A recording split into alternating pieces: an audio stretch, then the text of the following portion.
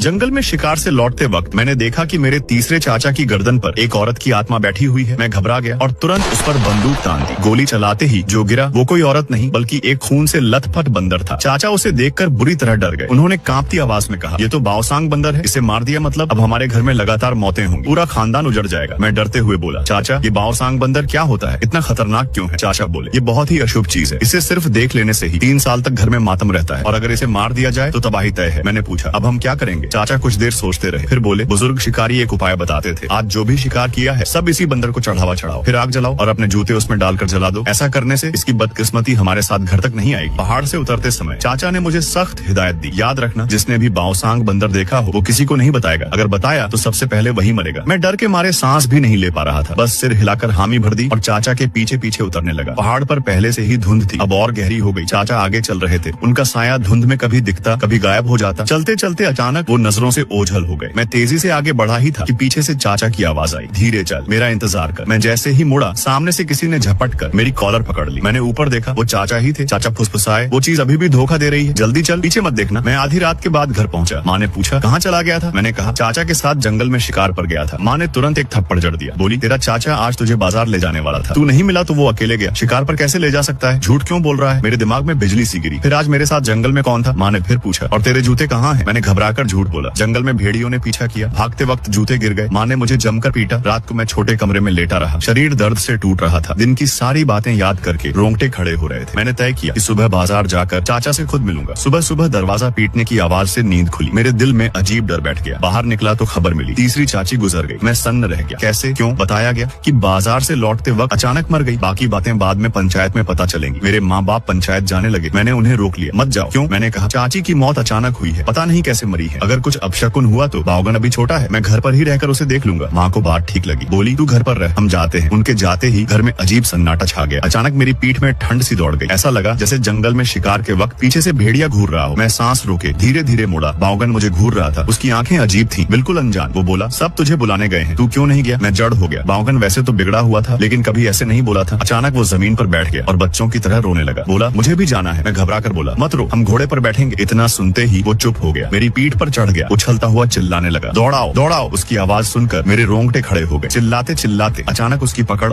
उसने अचानक मेरी गर्दन दबा ली। मेरा दम घुटने लगा और मैं चीख पड़ा। घबराहट में मैंने जोर से झटका दिया और बाओगन नीचे गिर गया। मुंह के बल वो रोने लगा और गुस्से में बोला, अच्छा हुआ, तू रुक, अभी मैं अपने माँ बाप से कहूंगा, वो वैसे भी तुझे पसंद नहीं करते। फिर वो जिद करने लगा, मुझे शक्कर की माला खानी है, मुझे शक्कर की माला खानी है। मजबूरी में मुझे उसे बाहर ले जाना पड़ा। गली में एक ठेले वाला मिला। मैंने एक शक्कर की माला ली और बाओगन को दे दी। पैसे लेते वक्त ठेले वाला मुझे ऊपर से नीचे तक देखने लगा। भौहें सिकोड़ कर बोला, तेरे चेहरे का रंग ठीक नहीं है, घर में कोई मरा है क्या? मैंने कहा, हाँ, आज मेरी तीसरी चाची गुजर गई। वो बोला, बात इतनी सी नहीं है, तेरे घर का मामला यही नहीं रुकेगा। मुझे लगा ये आदमी कहीं ठग तो नहीं। मैं चौकन्ना हो गया। वो बोला, डर मत, मैं ठग नहीं हूँ, हम लोग गलियों में घूमते रहते हैं, थोड़ा बहुत समझ लेते हैं। तेरे चेहरे पर भारी मनहूसियत है, आने वाले दिनों में कुछ गड़बड़ होगी, याद रखना। इन दिनों कोई तुमसे कुछ भी कहे आसानी से भरोसा मत करना। कहते कहते उसने मुझे एक टॉफी थमा दी। मेरा दिल भर आया। इतने सालों में माँ बाप ने कभी मुझे मिठाई नहीं दी थी। जैसे ही खाने लगा, बाओगन ने झपट कर छीन ली। वो बोला, मेरी चीज तू कैसे खा सकता है? और भाग खड़ा हुआ। मुझे डर लगा कहीं गिर न जाए, माँ मुझे मार डालेगी। मैं उसके पीछे दौड़ा। पहाड़ों में मैं खरगोश पकड़ लेता था, लेकिन आज बाओगन अजीब तरह से तेज भाग रहा था। जब मैंने उसे पकड़ा तो अचानक रुक गया। सामने एक काला ताबूत रखा था, चारों तरफ बड़े लोग सामान सजा रहे थे। मुझे तब समझ आया कि हम कब का श्मशान और पंचायत वाले घर के पास पहुंच गए थे। बाओगन पलटकर मुझे देखकर मुस्कुराया, बोला, देखो कितना अच्छा लग रहा है। उसकी मुस्कान ने मेरी रूह जमा दी। मैं पीछे हटा और किसी से टकरा गया। वो तीसरे चाचा थे, उन्हें देखकर मुझे थोड़ी तसल्ली मिली। मैं बोला, चाचा, चाची। चाचा ने आह भरी, सब किस्मत है, जाकर अपनी चाची को आखिरी बार देख ले। मैं डरते डरते आगे बढ़ा। तभी तीसरी चाची अचानक ताबूत से उठकर बैठ गई। उसकी आंखें सीधी मुझ पर जमी थी। मैं डर के मारे चीख पड़ा। छठे दादा ने तुरंत लोगों को चिल्लाकर कहा, पकड़ो इसे, तख्त ढीला है, रस्सी और कसो। उन्होंने जबरदस्ती चाची को लिटाया। लोग घास की रस्सियों से उसे कसने लगे। मैं सन्न था। क्या किसी को डर नहीं लग रहा था? मैंने चाचा से पूछा, ये सब क्या हो रहा है? चाचा बोले, बाजार से लौटते वक्त तेरी चाची ने जिद की और आधी सुअर की लाश खरीद ली, उठाकर पीठ पर रखी और वहीं गिर पड़ी। मुझे यकीन नहीं हुआ, लेकिन चाचा बस इतना ही बोले, यही किस्मत है, क्योंकि चाची की मौत अचानक हुई थी, इसलिए आधी रात को ही अंतिम यात्रा निकालनी पड़ी। मेरे पिता और कुछ लोग ताबूत उठाकर चले गए। मैं बाओगन को लेकर घर लौट आया। भोर भोर होने से पहले कुत्ते के भौंकने से मेरी नींद खुली। बाहर गया तो देखा हमारा कुत्ता वांगछाई पेड़ से लटका हुआ था। पिता हाथ में चाकू लिए खड़े थे। मैं चिल्लाया, बाबू ये क्या कर रहे हो? वो बोले, तेरे जैसे नालायक के रहते शिकार नहीं मिलता, तो आज कुत्ते से ही पेट भरेंगे। मैं गिड़गिड़ाया, बाबू उसमें तो मांस भी नहीं है, आज मैं जंगल से शिकार ला दूंगा। वांगछाई भी जैसे समझ गया हो, रोने जैसी आवाज निकालने लगा। मेरे पिता की आंखें लाल थीं, वो हमें घूर रहे थे और उनके मुंह से लार टपक रही थी। वो बुदबुदाए, मांस अच्छा है। मैं डर गया और माँ की तरफ देखा। माँ बोली, तेरे बाबू को ताकत चाहिए, कुत्ता ही सही, चुप रह। पिता रसोई में पानी देखने चले गए। मैं माँ के पैरों में गिर पड़ा, लेकिन उन्होंने नहीं सुना। कुछ देर हो गई, पिता वापस नहीं आए। माँ ने कहा, जाकर देख। मैं जैसे ही अंदर गया, एक अजीब सी खुशबू आई। पास जाकर देखा तो मेरे पिता चूल्हे के सामने घुटनों के बल गिरे हुए थे। उनका सिर बड़े लोहे के बर्तन में डूबा हुआ था। बर्तन का पानी उबल रहा था और भाप निकल रही थी। मेरे पिता का सिर पूरी तरह पक चुका था। यह देखकर मेरे पैरों से जान निकल गई। मैं वहीं जमीन पर ढेर हो गया। मेरी माँ को आवाज कुछ गड़बड़ लगी। वह भागती हुई अंदर आई। जैसे ही उसने देखा, जोर जोर से रोने लगी। उसने मुझसे कहा, जल्दी जाकर लोगों को खबर कर। मैं गाँव में एक एक घर जाकर दरवाजे खटखटाने लगा और सबको बताया कि मेरे पिता नहीं रहे। जब मैं तीसरे चाचा के घर पहुंचा तो उन्होंने चुपचाप मुझसे पूछा, तुम्हारे पिता का सिर पीछे मुड़ा हुआ था क्या? मैं चौंक गया और बोला, आपको कैसे पता? तीसरे चाचा की आंखों में एक अजीब सी चमक आई। उन्होंने कहा, यही किस्मत है। मुझे डर लगने लगा और मैंने आगे कुछ नहीं पूछा। कुछ ही देर में गांव के लोग आए। उन्होंने मेरे पिता के शरीर को समेटा और उठाकर मंदिर जैसे सभा घर में रख दिया। मेरी माँ कई बार रो रोकर बेहोश हो गई। बावगन भी बिल्कुल चुप था, न रो रहा था न कुछ मांग रहा था। तीसरे चाचा उन्हें घर ले गए। मैंने सभा घर में पूजा की चीजें सजाई। तभी मुझे याद आया कि घर पर पिता के कुछ कपड़े रह गए हैं, जिन्हें अंतिम यात्रा से पहले जलाना चाहिए। मैं घर लौटा। जैसे ही आंगन में घुसा, मुझे कमरे से कुछ आवाजें सुनाई दी। मैंने दरवाजा खोला। तीसरे चाचा घबराकर खाट से नीचे उतरे। मैंने कुछ नहीं कहा। पिता के कपड़े उठाए और बाहर निकल आया। मेरी माँ पीछे आई और मेरा हाथ पकड़कर बोली, तुमने अंदर कुछ सुना क्या? मैंने कहा, नहीं, कुछ भी नहीं। वह रोते हुए बोली, अब तुम्हारे पिता नहीं रहे, हम माँ बेटे अकेले रह गए हैं। तीसरे चाचा ने हमेशा हमारे घर का ख्याल रखा है, ये बात याद रखना। मैंने सिर हिला दिया और वहां से चला गया। अंतिम यात्रा के समय मैं पिता की तस्वीर लेकर सबसे आगे चल रहा था। गांव के बाहर निकलते ही मुझे लगा जैसे पीछे कुछ ठीक नहीं है। मैंने पलट कर देखा, लेकिन वहां कुछ भी नहीं था। चारों तरफ सिर्फ खेत थे। मैं डर गया और तेजी से आगे भागा। थोड़ी दूर जाकर देखा कि शोक यात्रा खेतों के बीच दबसी गई थी। सबके हाथ कांप रहे थे। एक बुजुर्ग बोले, ध्यान से उठाओ, बीच रास्ते ताबूत गिरना अशुभ होता है। फिर उन्होंने कहा, दूसरे भाई चैन से जाना, घर की जिम्मेदारी हम संभाल लेंगे। इतना कहते ही ताबूत फिर उठाया गया। अचानक जोर की आवाज हुई। ताबूत उठाने वाली लकड़ी टूट गई। लोग घबरा गए। ताबूत जमीन पर नहीं गिरा, लेकिन जब नीचे देखा गया तो तीसरे चाचा उसके नीचे दबे पड़े थे। उनका शरीर बुरी तरह कुचल चुका था। उन्होंने खून से भरी आंखों से मुझे देखा और वहीं दम तोड़ दिया। इसके बाद सब लोग वापस सभा घर लौट आए। गांव का मुखिया एक साधु को बुलाने गया। साधु ने ताबूतों को देखा और बोला, ये भारी मनहूसियत है, तुम्हारे घर में मौत ने डेरा डाल लिया है। फिर वह मेरे सामने आया और बोला, बेटा सच सच बताओ, हाल में तुमने क्या किया है? अभी बता दोगे तो शायद कोई रास्ता निकल आए। मैंने रोते हुए कहा, मैंने जंगल में शिकार करते समय एक भयानक बंदर को मार दिया था। साधु चौंक गया। बोला, वह तो बहुत अपशकुनी जीव है, उसे मारने से मौत पीछा नहीं छोड़ती। मैंने पूछा, क्या इसका मतलब ये है कि जब तक मैं जिंदा हूँ हमारे घर में लोग मरते रहेंगे? साधु चुप रहा, लेकिन उसकी चुप्पी ही जवाब थी। तभी सब बड़े लोग मुझे अजीब नजरों से देखने लगे। एक डरावनी खामोशी छा गई। अचानक छठे चाचा कुल्हाड़ी लेकर मेरी तरफ